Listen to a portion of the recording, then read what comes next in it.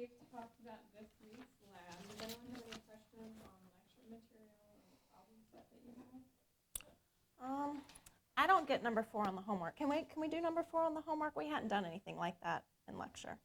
Number 4, let's see. I'm trying to remember when this type of problem came up. Didn't we go over an example in lecture? Let me see. Yeah, here's one. Here's a similar example from your lecture. This is from Monday. Well, let's work this problem, but modify it a bit. So consider these two flasks. And there's a stopcock valve between them. Okay. So here we have H2 and N2, and we have, let's see, 2 liters, half an atmosphere, and we have 1 liter and 0.2 atmospheres. So given this setup, what are the final partial pressures of H2 and N2 after the stopcock between the two flasks is opened? And then also, what is the total pressure? So let's split into groups of 3 and try to understand this example from lecture. We can then compare it to the homework problems that help you out. So turn to your neighbors, cover up the solution from lecture, and work through the problem in groups. Make sure you understand each step of the process. Then we'll go over it all together. Well, I don't get this because I started to do the problem and tried to use the ideal gas law, but I don't have enough information. We don't have temperature, we don't have moles. So I just assumed a temperature of 298, room temperature, and I assumed 1 mole. Is that what you guys did? Do you just assume? No, I think you're wrong. I don't think we need to use the ideal gas law. If you look in our notes, what we've done before, we have an equation, P1V1 equals P2V2.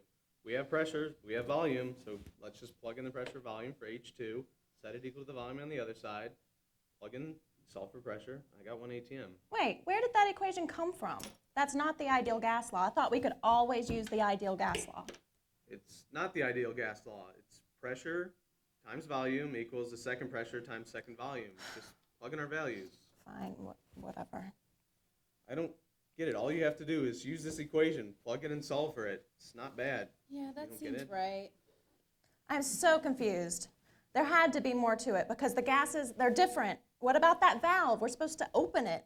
I thought we could always use the ideal gas law. I don't know. It doesn't matter. This one's easy. Come on, let's move on to number 2. This class is just way too fast for me. I'm no good at chemistry. I'm never going to get into med school. This homework is so not like lecture or the exams. There's too many equations. There's no way I'm going to pass. Pause the tape. Okay. Individual students' problems, or is there a larger goal that could be achieved in a slightly different way? Maybe a little more on the behavior of Zach and John. Let me get the guy behind you and then I'll come back. Yeah. Well, I don't know how significant to make it, but basically there's a clear sex division between the complacency and then sort of the direction. Like the male's giving the direction and the females have basically said, okay, you're right. And it's a pattern I've seen before.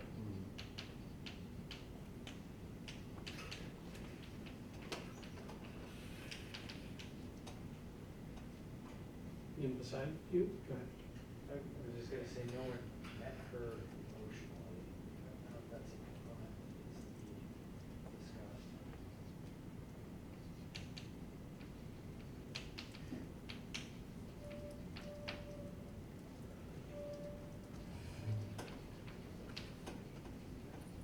Nick, you want to say something? Yeah, one student just didn't contribute to the discussion, and at the end just sort of said, "Yeah, that sounds right." Which Yeah, made so it seem like what's it the was- problem with that? Okay. It's possible that that student has no idea what's going on and is just copying from what the group is saying. I think we It's could hard to put say that whether that student under understands anything. intellectual engagement also. Sure. Yeah. Are there other things that we need to, I mean, this is a really nice list. Yeah, you picked up a lot happened in that minute and a half or so, okay? A lot of really bad stuff happened in that minute and a half. All right, so let's rewind the tape just a little bit and see what what happens. Wait, where did that equation come from? That's not the ideal gas law. I thought we could always use the ideal gas law. I know, but this is the equation. Just pressure times volume equals final pressure times volume, final volume. Just plug it in. Come on. Whatever, fine. All you have to do is plug in solve for pressure. It's not that bad. You should understand this. Yeah, that seems right. No, I am so confused. I thought there had to be more to it because the gases are different. What about that valve? We have to open that valve. I thought we could always use the ideal gas law. I don't know. It doesn't matter. This one's easy. It's plug and chug. Let's move on to the second one. It's going to be more difficult. This class is way too fast for me. I'm no good at chemistry. This homework's so unlike lecture and exams. I'm never going to go to med school. There are just too many equations. There's no way I'm going to pass. Pre-med. All right, I'm seeing some work on your papers here. Did you figure out that you could use P1V1 equals P2V2? Yes! See? I'm right. Just plug it in and solve. So does everyone understand? Yeah, I'll fix mine later. Okay. So now we've seen the way the instructor responded to the situation, all that complexity of interaction that you guys identified. What I want you to do now is not offer observations, but offer comments and suggestions. And to do that, I want you to do that by getting together in pairs. If necessary, you're going to have to shift seats or turn around. But talk for a minute or two about what you think was wrong with the way the instructor handled it and what you would suggest should have been done. Okay? So wherever you are, just most of you can just turn around. Some of you may have to shift the seats. But talk. I want you to actually talk. I want to hear both.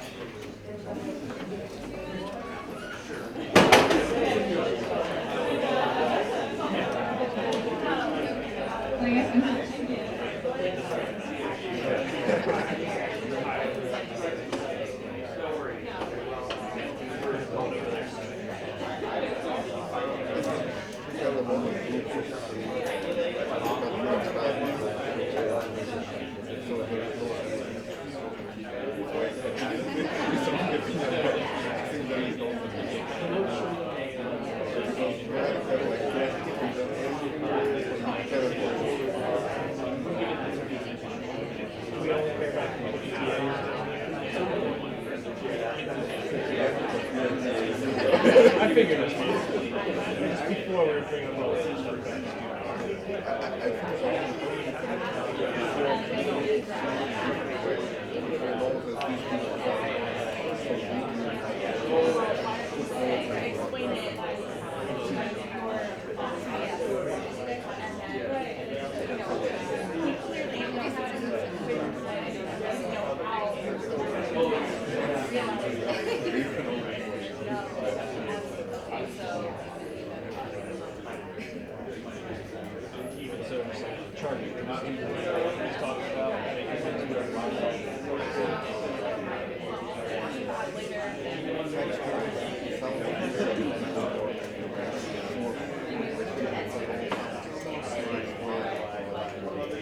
it's been it's a basic thing. I mean, if nothing else, it takes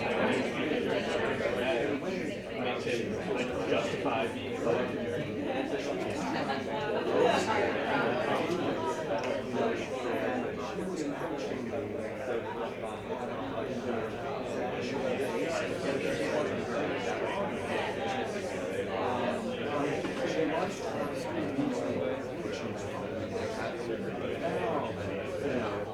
she said she's like Take another 30 seconds and then I'm going to ask you. I don't know.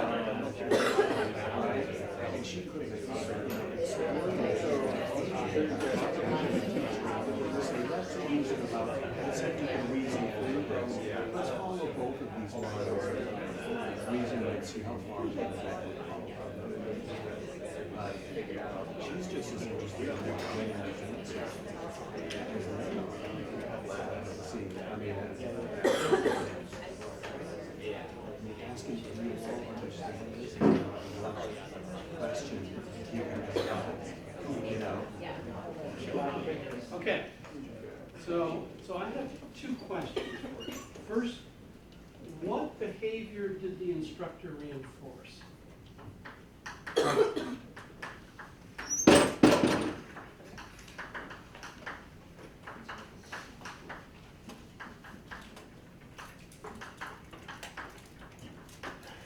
time you interact with the class, you are blessing and encouraging some kinds of behavior and discouraging others.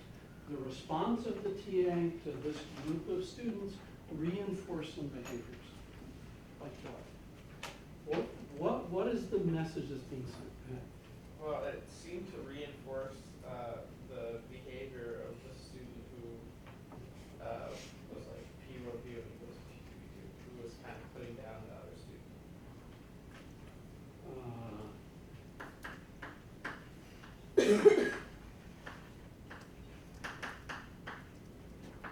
Yes, certainly reinforced inappropriate group dynamics, or at least the way we would like our classrooms to run.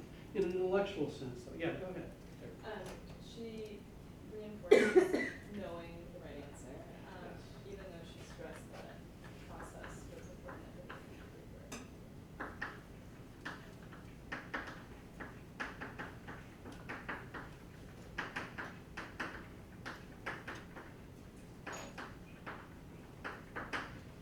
Clearly, by her behavior, the TA made getting the right answer the primary goal, as opposed to understanding how one approaches these problems, how one dissects them. Anything else? I think that's fine. Okay. So my second question would be, what alternative interventions would you suggest to this TA in order to defuse the emotional situation and get the group back on track? Yeah. So Lindsay discussed that instead of, like, she approached them with an assertion, like, oh, you have stuff on paper, therefore you must understand, instead of approaching with some sort of pointed question, like, what was the first step you took, or why did you decide to use this equation, or even, like, anything that could encourage the two more passive to bring up their concerns. And by asserting, you got the answer, the two that were already defeated just reinforced that and said, okay, I guess I did get the answer, so it doesn't matter. Does that capture what you were trying to say? Sure. No, I'm not trying to put words in your mouth, but I also don't want to write a lot. No, I think that, yeah, you're right. I think part of the issue is the instructor never explored the process to make sure that the goal, which we presume is the goal of this discussion section, learning how to analyze and solve these problems, was actually being achieved. They could be picking random numbers for all you know. All they did was write stuff on paper. Yeah. So as soon as he sort of celebrated getting the right answer, she could have asked him to explain it to the rest of the group to sort of change the group dynamic to one where he has to be able to articulate his thoughts, and that helps the people that don't understand understand it better. So he becomes a good teacher and they become better learners.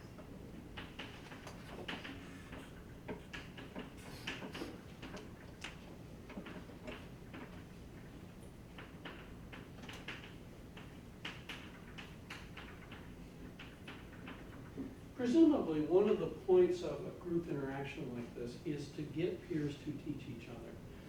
If somebody, as one of you noted here, if somebody completely dominates a group, that isn't happening. You are getting, you're not getting one member instructing another in terms of an intellectual process. You're just getting a done, we're out of here. And it intimidates people from saying, wait a minute, I'm not sure I understand that. I'm not even sure that's right. Which often is a useful reaction in this kind of situation. What else? This is a rich one, folks. There are lots of things that you could suggest here. Yeah. I think one of the ways, but it could be also good and bad in this situation, is to ask students to write the solution on the board in front of the whole class. It could be good that the students have to think through the process and start writing solutions on the board, but it could be bad if they completely don't understand and they don't want to be embarrassed. So basically you want the instructor to shift technique.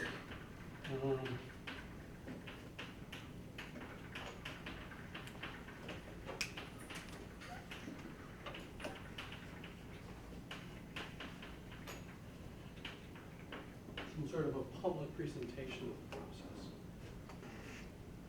Other people? other people sitting in here. Don't be shy.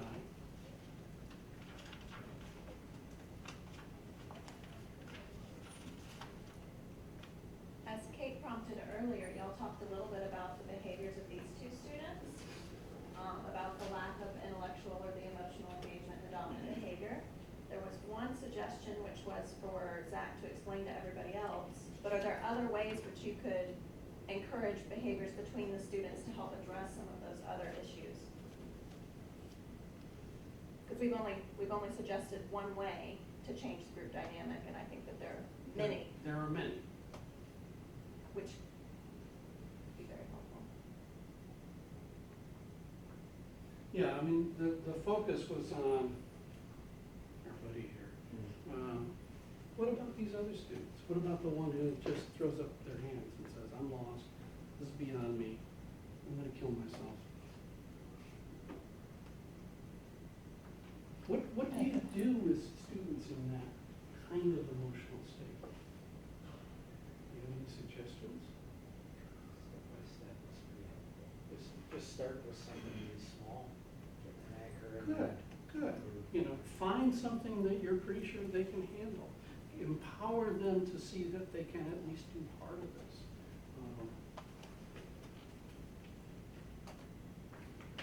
And in this particular circumstance, do you think that having Zach explain his answer is necessarily the best way to achieve that? I don't know, can you think of other ideas? What would be another way? So I've been actually thinking about this specific part of the problem for quite a while right now. This is kind of what I've been latched onto. And I feel like there's really an emotional aspect that needs to be addressed immediately when the student is in this kind of situation, is felt that, oh, I'm going to fail, that kind of situation. My friend Charlie here offered something that I think is good. You need to somehow empathize with them, connect that, you know, yes, it's hard, but we all went through this and we all can get through it. Let me try to help you. So perhaps after you've, gotten rid of the immediate crisis, you can be like, okay, try these easy problems, let's build up something. But when they're in that just, freak out mode, I feel like you need to say something that's more personal. Oh, lots of hands went up. Okay, let's start there. And come back. I guess I would probably encourage the student to meet with me or the professor one-on-one later to help more with this emotional aspect, and also to, not have other students around so that they can talk more freely about it.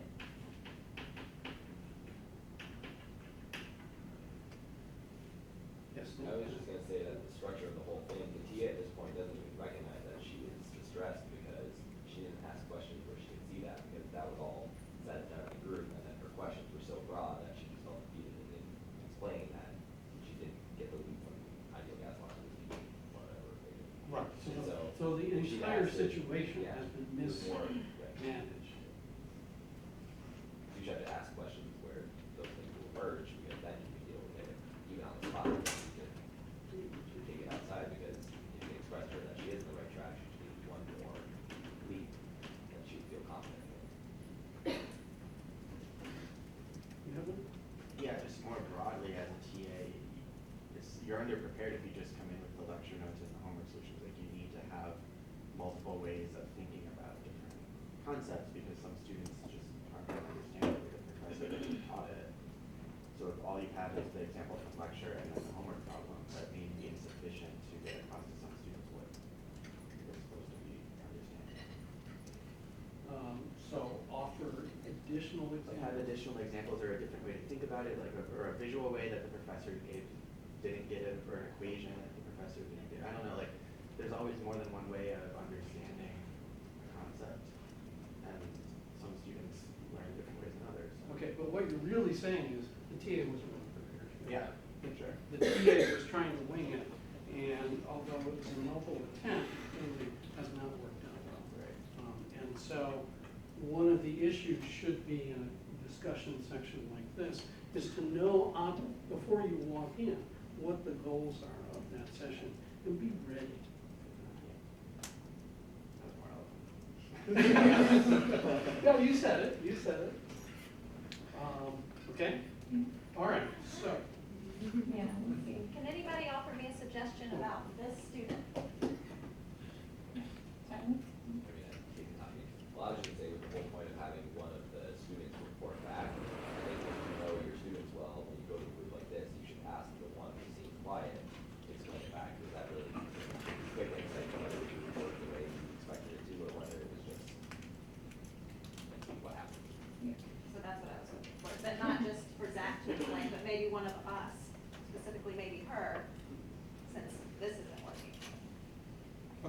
we're gonna try to take these suggestions and magically incorporate them into this scenario. Let's give the instructor another chance. So rewind and start again. Wait, where did that equation come from? That's not the ideal gas law. I know, it's just this equation. Pressure times volume equals final pressure times final volume. Just Alright. plug it in. Whatever. I don't understand this. Just take the equation, plug in your values, and solve for it. It's not that hard. Yeah, Do you get it? seems right. No, I'm so confused. There has to be more to it than that, because the gases are different. What about that valve? We're supposed to open that valve. I thought we could always use the ideal gas law. It doesn't matter. This problem is easy. Just plug it in. Let's move on to the next one. This one's easy. This class is just way too fast for me. I'm no good at chemistry. This homework's so unlike the lecture and the exams. I'm never gonna go to med school. There are so many equations, there's no way I'm Oh, gonna pass. I'm hearing some frustration here. Is your group having some trouble? Can you tell me what you've considered so far for this problem? What did you try? Try the P1V1 equals P2V2. Okay. Why did you choose that equation? Under what scenario is that going to be valid? Because it's not always something you can use, right?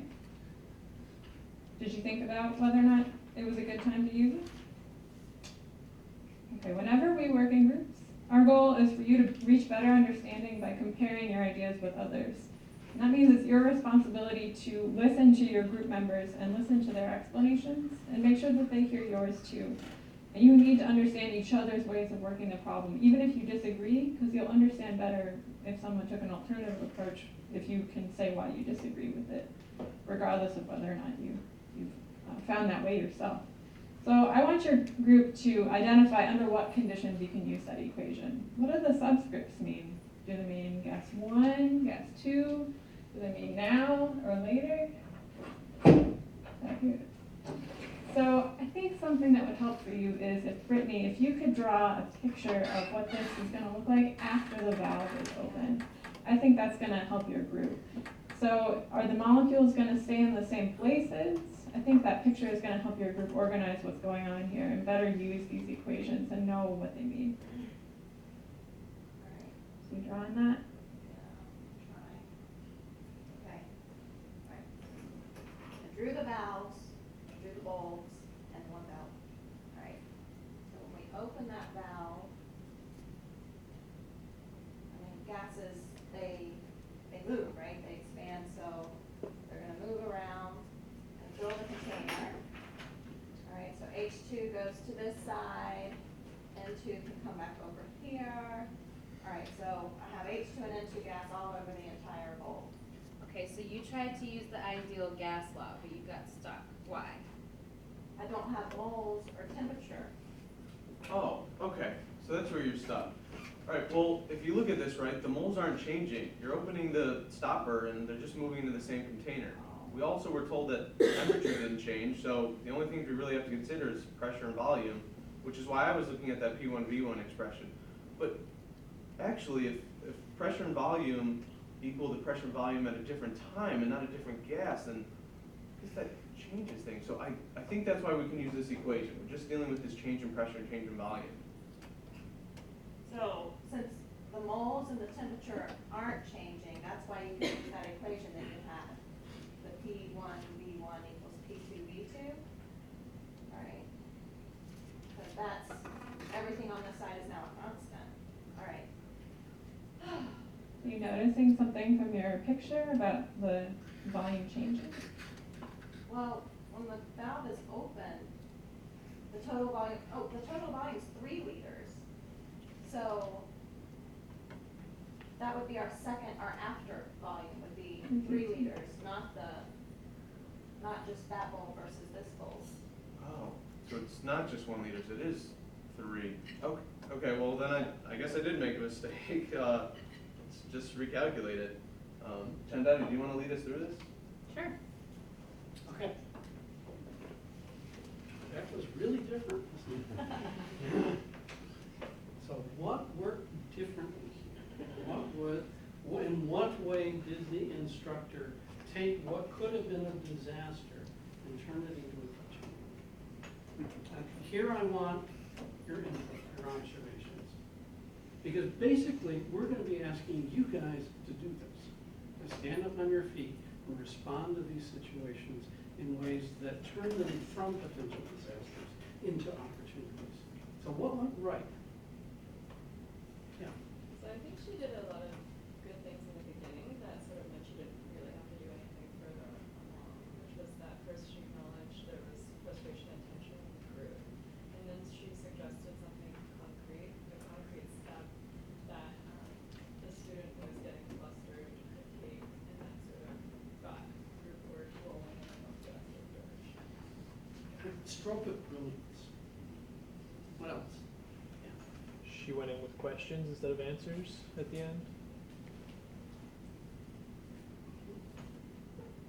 It's always a good way to interact with the class. Rather than get them used to the idea that you are going to supply them with answers, you get them to find the answers themselves.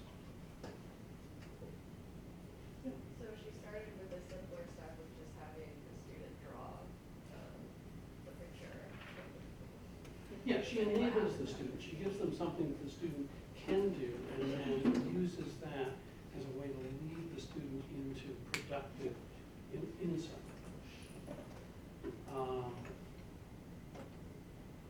What else?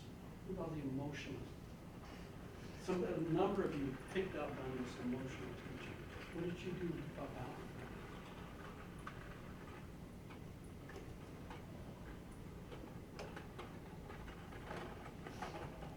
She made it clear that group work wasn't just to frustrate you with having to like argue with people about the answer, but it's actually a learning tool.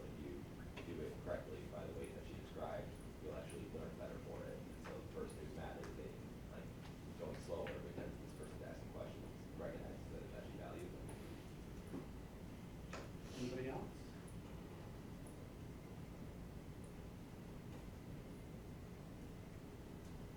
That pretty much cover it? Okay. So part of the point here is that nobody benefits from an unbalanced group, a group where one or more characters dominate. And to be effective, one of the things that TAs have to do is find a way to get everybody to be usefully contributing. Okay, so we're going to move on to another interaction. Actually, before I do that, take a deep breath, clear your emotional slate, and I have to clear the board. I'm going to leave these up. And, yeah, so if you, after you go in the middle one, if you pull that All right. you'll be able to see it. You're so smart. It's like I've taught in here before. Yep, and shove the middle one. Well, if you don't need to see it, you don't need to see it, but.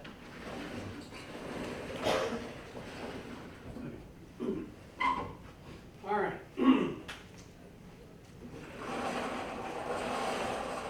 Okay. Another scenario. We're going to look in on a different class, same chemistry course, same week 2, working on another problem. Let's see how this one develops. Okay, this one is just like the quiz last week, right? Yeah, I think so. Yeah? All right, let's try.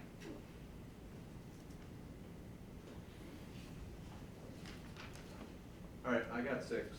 Oh, good, I got 6 too, high five. I did, and I got 16. Well, maybe you should try it again, just recalculate it, 'cause we both got 6. Yeah. We're chem majors. Are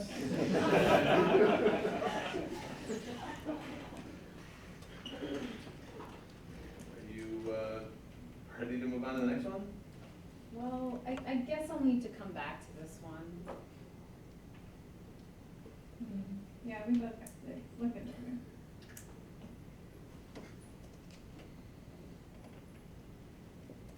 Why don't we just ask the TA, Yeah. she'll have you fix it. Yeah. We got 6, is that right? Time. Stop. Take a moment to consider what you just saw. Again, I'm going to ask you for your observations, not a prescription to fix things, but what did you see? What are the key issues in this particular scene? Okay, take a minute or so.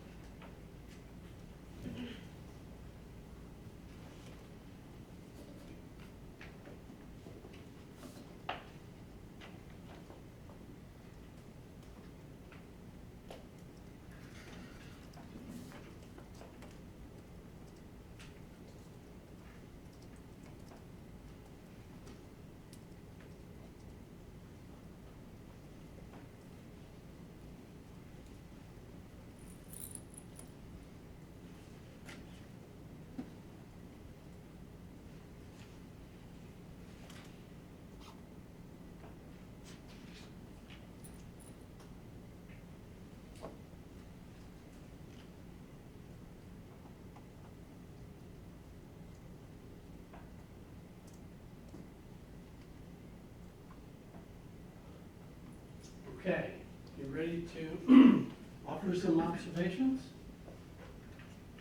Yeah. They weren't working in a group, they were working individually and just using each other to check their answers.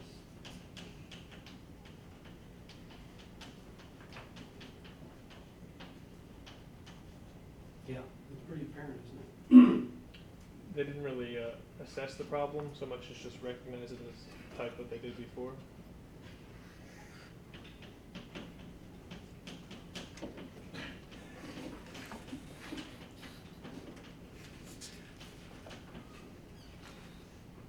They didn't know why she didn't have the same answers as them, and maybe even assumed it was because she was angry.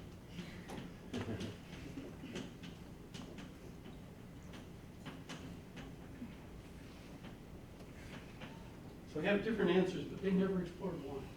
They just assumed that because two of them got the same answer, that was the right answer.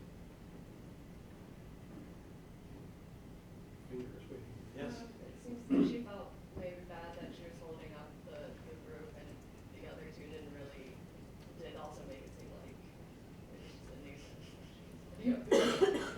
Yeah.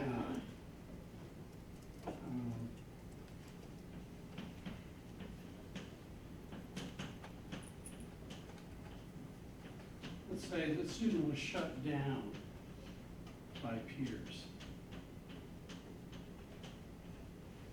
Again, this goes back to no exploration of why there was a difference.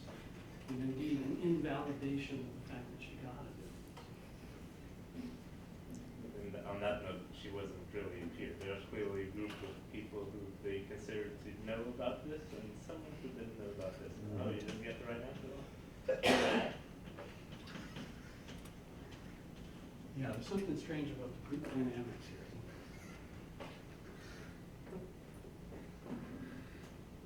Well, unlike the last one though, they did decide to ask the TA for help, so presumably if she's a good TA, she'll be able to mitigate this, and not every group's going to do that. So I think that's a good thing. They didn't just bulldoze over his roads, they really. That's true. Well, what was the TA doing, you noticed? Well, I don't know, I mean, I assume she couldn't help another group, so she might not be able to monitor everyone's time. She was talking to emotionally distressed students and others. All right. They're buddies, aren't you? We are now. Other thoughts? Yeah, I think you've picked up on most of the major points. So, did I miss anything? No. Sorry? Is there somebody else? Okay, so let's rewind a little bit and see what happens. All right, well, you should try it again, because we both got 6 and we're chem majors.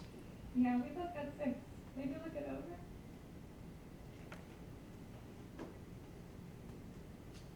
Are you ready to move on to the next one? Yeah, I'm ready. I want to finish this homework. Well, I guess I'll need to come back to this one. Well, wait, let's just ask the TA, then they'll know how to fix it for you. Hey, TA, we got 6, is that right? Which problem are you on?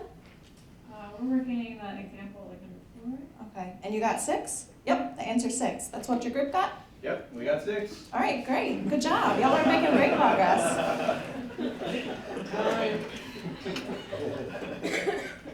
Okay, again, I want you to take a few minutes to talk to one of your neighbors and give me some ideas of what just happened and what the instructor would have done. And is there an alternative intervention?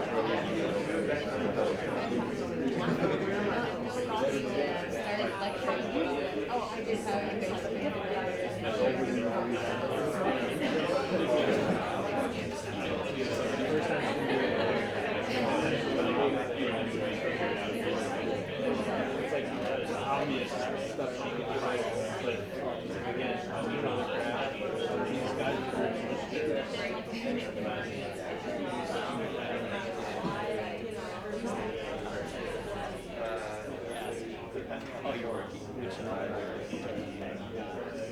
Not like, oh, this is the problem with that.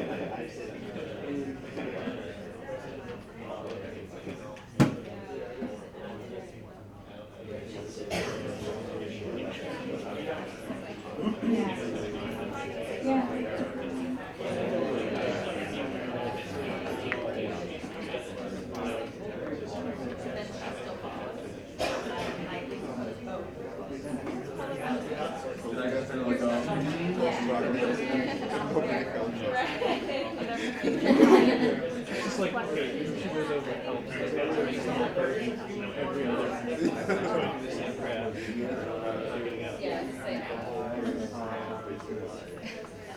Well, when you go home,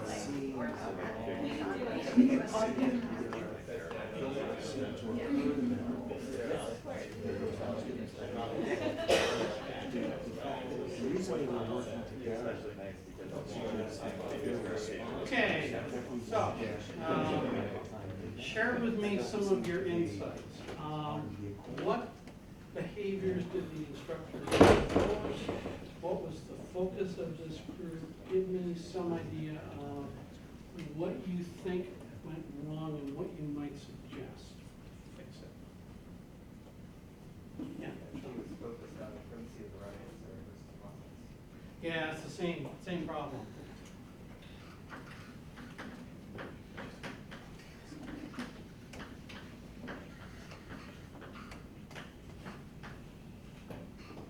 She would reinforce that kind of individual work by asking, well, did all of you get this answer? Rather than what was your group's answer? Sorry, say that again? So she reinforced the kind of the group working as individuals.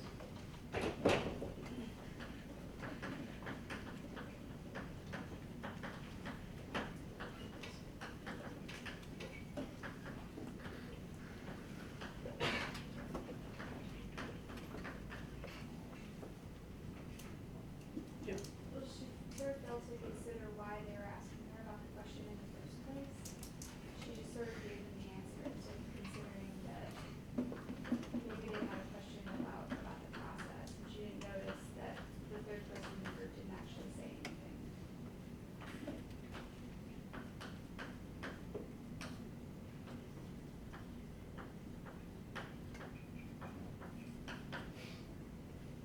Two problems, really. Didn't actually determine whether the people that were addressing her had actually understood the process of the problem solving. And worse yet, didn't actually pick up on the lack of engagement of one of those students. I mean, sometimes silence is really important. Sometimes silence is, God, I'm hungry and I just want to get out of here. And sometimes it's, I have no idea, and if I say anything, they're going to come down on me like a ton of bricks.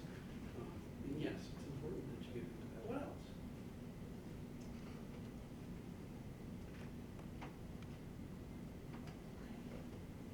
How would you fix it?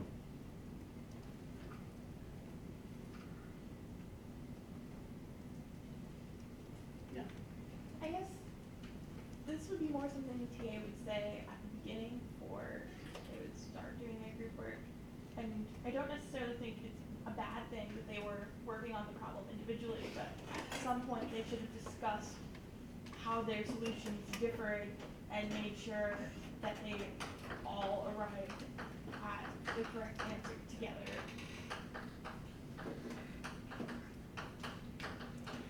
So I see two pieces in what you were saying. One is that the instructor needs to make explicit expectations of how the group is going to interact. That this is not simply a study hall where everybody is going to work on problems, but rather this is a group exercise in which the groups need the individuals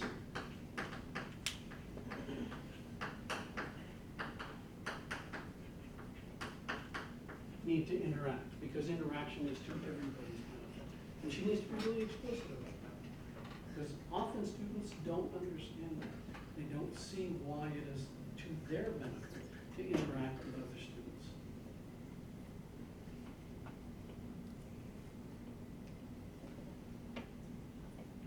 So, when approaching the group, it was more about, well, one, being of course the reinforcing just having an answer, but it was asking what instead of kind of like how or why did you get that answer, what's the first step, in fact, asking about the explicit expectations as opposed to just solely the end result.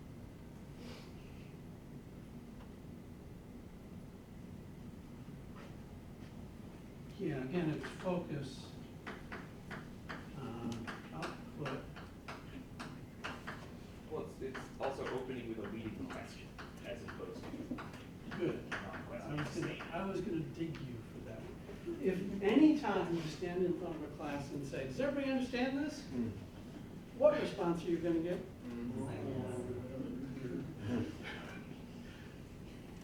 How do you figure out whether they understand it or not?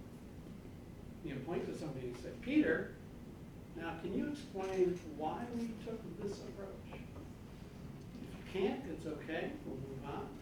But otherwise, you're gonna have a class full of people who are mystified and ashamed to admit it because, here's the real issue. When you ask that question, does everybody understand this? And nobody says no, they all assume that it's only them that don't understand it. Okay? You reinforce a dynamic that impedes learning in these very much. What else do we need here? So what could the instructor do to make this better? So you've identified some problems, you haven't identified a better strategy.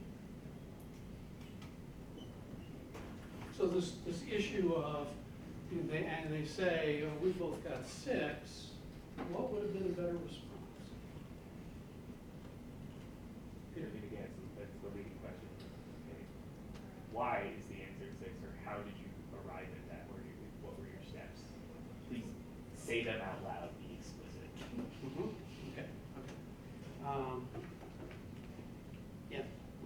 Okay, so. One thing I'd like to just note is that in observing other instructors, that a lot of instructors, if you ask them, did your students understand the process? A lot of them would say yes, because they got the right answer. And so that's one thing like we're kind of trying to highlight here, is that don't just assume that they have all the nuts and bolts just because they got to the final endpoint. And that's kind of a tangent, but parallel. Yeah, and even if they get the wrong answer, sometimes that doesn't help you. So like your immediate reaction is, oh, 2 of them got 6 and 1 of them got 60. Somebody has a problem with the decimal point. That may or may not be true, but it may be that none of them are actually anywhere close to the right answer. Just because they converge on a common set of digits doesn't tell you that you have to be perfect. So can we go the tape and do this one more time? Okay, well, let's just ask the TA so they can try to fix it for us. So TA, we got 6, is that right? I don't know, is it? You tell me. We both got 6. Well, why did you get 6? Zach, do you know how Chandani approached the problem? All right, so I want you to work on that. Chandani, do you know how Zach approached the problem? No, I must have done something wrong. I didn't get 6. Can you explain it to me? You didn't get 6. Well, I started thinking that the problem was trying to get at an initial pressure and volume condition and how it would change once the valve is open. So since temperatures and moles are going to be constant there, you can use P1V1 equals P2V2, right? Okay, I agree with all that, but I still didn't get 6. Can I see how you plugged it in? Wait, why did you use 3 liters for your second volume? Oh, well, when you open the container, your volume's actually getting bigger, right? Now your whole thing isn't just the second side, it's the first and the second. So that's our active volume. Oh, okay, that was all then. Okay. Take 1 minute to talk to each other about what was better about this approach. Identify, very specific in what aspects of this revised scenario make it a more effective teaching approach. We'll do 1 minute, and then we'll share those, okay?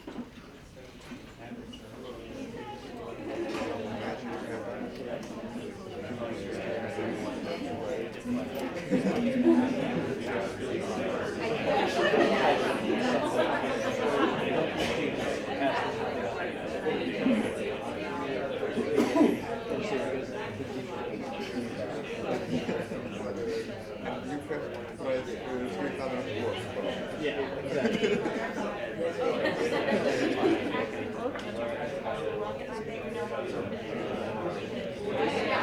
They were both really being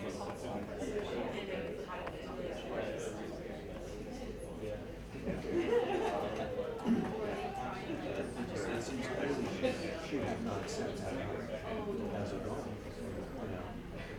Students don't Okay. know to do that. So, share with me, what was good about this? What was effective about this altered way in which the TA interacted with Peter? Okay, so the one thing I was thinking to specify was asking Zach how Shawnee approached the problem, which is both reinforcing group dynamic and making students share how they will approach it.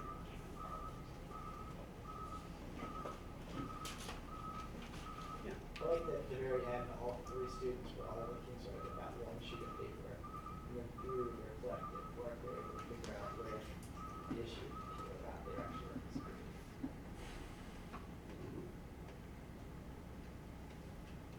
Yes. Well, so one student is now like less likely or more likely to be taken seriously. It was just a small mistake and she feels empowered now because she knows she's capable of solving the problem.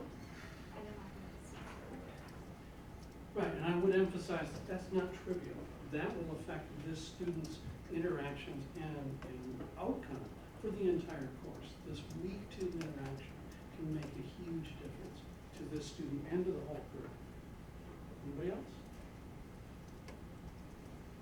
I just have a question. What happens if that backfires? Like, what happens if you ask one student to join another student's process and they are belittling, of that other student's thought process? Okay, guys, this is supposed to be about hot moments. It's supposed to be about thinking on your feet. How would you handle that? What if Zach says, I don't care what she thinks? What do you respond? I think it's the job of the TA to make sure that the student knows that the TA cares about what she thinks, and then invite her to the floor. Other people? I think you have to emphasize that all students learn better from recording and that there is something with that from the listening. I think that's why Brittany leads with that. I think the typical approach would be like, so the TA has their notes, they know the answer is 6, and they're like, oh, there's somebody in this group that knows what's going on.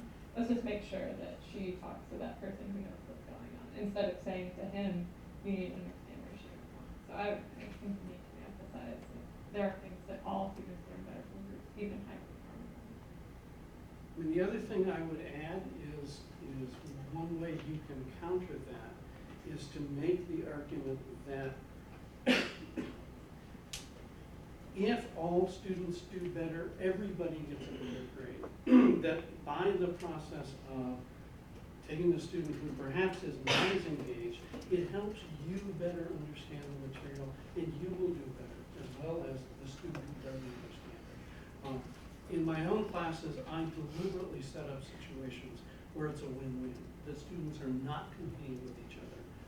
They are trying to maximize achievement, and I reward level of achievement, not class rank. So if you can somehow imbue students with the notion that by helping each other, they help themselves, you diffuse that kind of reaction. I, a lot of times, will impose the question, like if he said, well, I don't need to know how she did it, I said, well, how do you know you're right? How do you know that's not the right way? I kind of played, she may or may not be. Sometimes she is right. I never give an impression as to whether or not the answer they have on their paper is right. My response to, is this the right answer, is always, if it's right or wrong, I don't know, is it? And then they go through and I ask questions. I don't just let them steamroll through their process and gloss over things and then get to the right answer and go, okay, well then, you pass. They'll steamroll through and I'll go, oh, but why did you use this? Because that was a decision moment that they had to make. But if they aren't aware of why they chose that path versus a different one, if they can answer that and I keep going, but it throws them because they're used to you asking the question, well, I don't know, is it? And then you go, but then you say, well, why didn't you use that equation? They automatically assume that means they're wrong. But if they get in the habit of having to defend it and feeling confident about it, and a lot of times they'll start to explain it with a question. And I'll say, well, you said that with a question. You didn't convince me. And they'll say, and they're like, but no, it's right. And I'm like, well, then say it like you mean it. All right, now I'm convinced. I don't let them in with that inflection. Say it like you mean it. All right.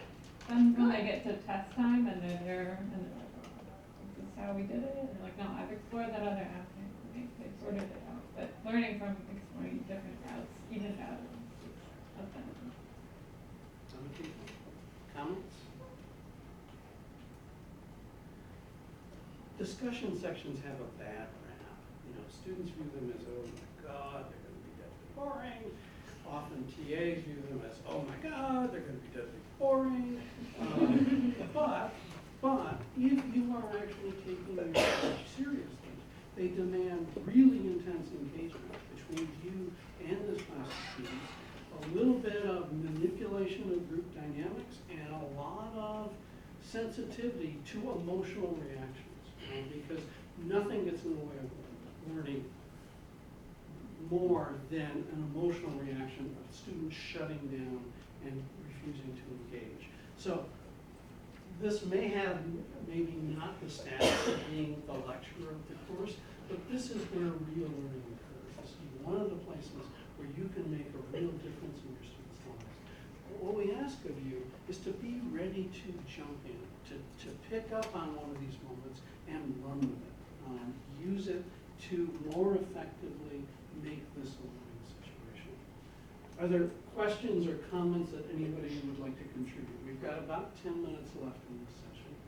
Is there other stuff that you'd like to discuss? Well, I just have a question. You had mentioned sort of these win-win situations and maybe some examples of how you've been able to effectively run these in a discussion section where you might have 20 students, so you're going to have 6 different groups going on. How do you keep up pace with them? Maybe one group is taking a lot of your time. How do you not neglect the other 5? So part of that, I will let Brittany, who's past master at this, jump in shortly. But part of that is actively managing groups. There will be different levels of expertise in your discussion section. And one of the things I found very useful is for the first week or two, let groups organize themselves, but pay attention to the strengths and weaknesses in each group. And then announce to the class that you are going to shuffle the groups. It has nothing to do with any individual. You just want different people interacting with each other. In point of fact, you will very carefully move people from one group into another. Some pairs are poisonous. They interact in such a way as to shut down a third group member. Split them up. Put them in different groups. Actively manage those groups, and I think both in terms of harmony and learning, everything will work out there. And the way that you actively manage those groups will enable you to get, it's all in the way you do it. You should not stay at one group until they get to the answer of that problem. You stay with that group long enough to give them a task that they can work on without you. So for that original thing where you gave them the task of drawing the picture or whatever, I would give that prompt and walk away and walk to the next group, because I've just given them something that will give them something to discuss and work on. And then I can check back in later and see where they're stuck next time. I also, a lot of times, like if she had asked me if 6 was the answer, I would actually, or ask a different question, maybe something content related. She just says, I have a question. I come over, I say, Chandani, what's her question?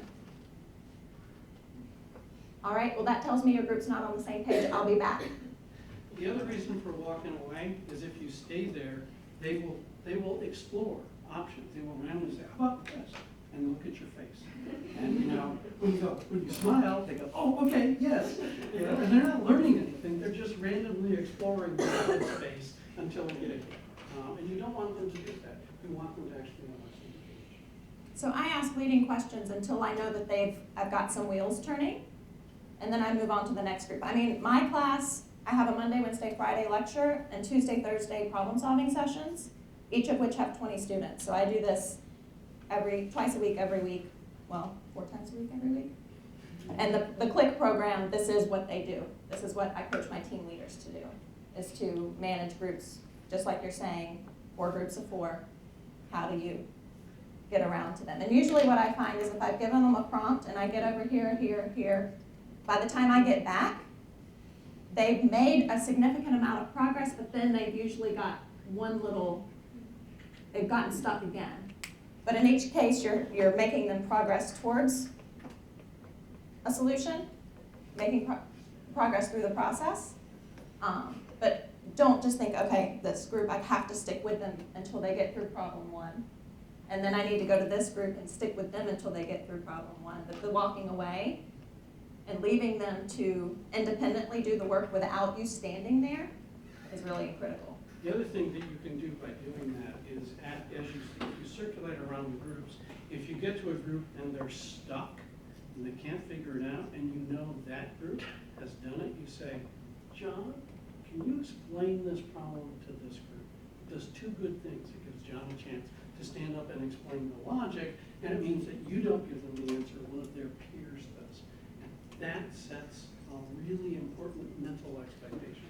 This is not something that only TAs know or PhDs know. This guy who's also in my class has figured this out. Alternatively, you could send somebody from this group as an ambassador over to that group, and then to come back and try to explain it in their own words to their peers. Do any of you or do you have any tips when you're in the lecture setting, so you have 60 students and you're presenting P1 V1 equals P2 V2 for the first time on a chalkboard to assess understanding without leaving it to the TAs to do in the discussion session?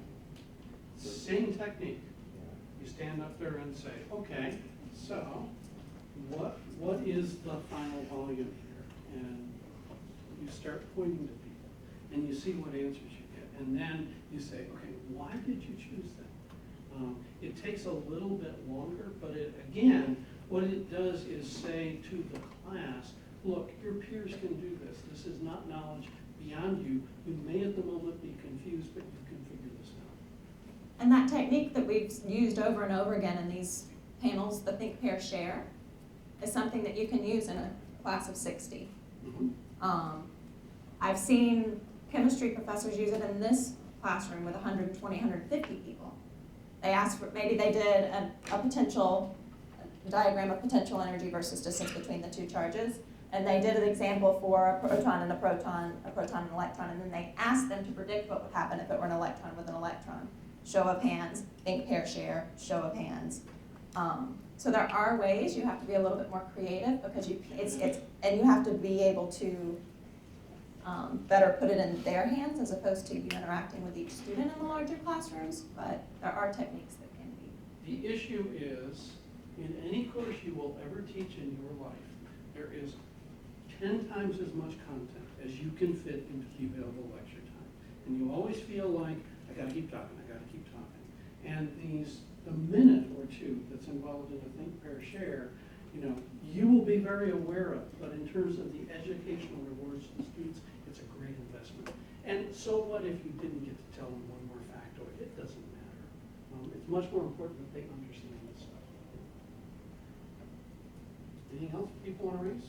Bill, you I have a question.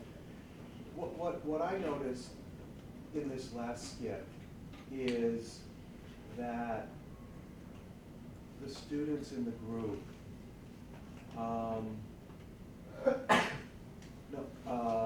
they didn't seem to understand why they were working in a group, which is to say that once you 2 chemistry majors had hit 6 and high-fived, the work was done, and let's go on to the next one. How do you, Brittany, when you're creating a group, even on the fly, take 10 minutes, how do you define the task so that doesn't happen? Are you wanting me to speak to how I structure my groups? Well, I can totally understand what they did. We got 2 of us saying 6, that's enough, let's go on to the next one. But that didn't seem very effective. They didn't seem to know No, what, most of the time. how do they know when they succeeded, when their work is done, basically? How do you set that up?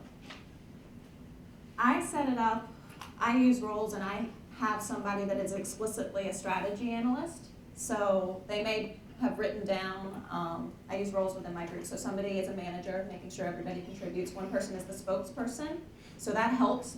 So I'm not actually pointing somebody out and saying, Shanini, explain to me because you're quiet, right? I have a spokesperson. All questions come to me through that spokesperson. So if you have a question, your spokesperson better be able to articulate it to me.